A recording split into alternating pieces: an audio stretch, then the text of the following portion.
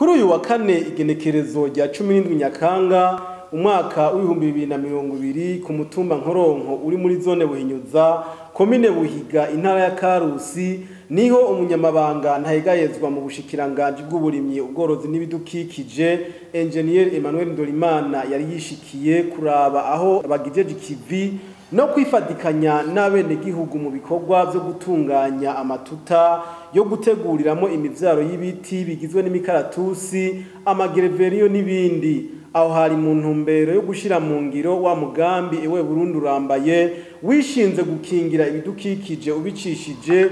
mu kwambika imitumba yose igize Burundi mu kuyiterako ibiti. Twobibutsa yuko mu gihe imitumba idakingiwe no kuyiterako ibiti,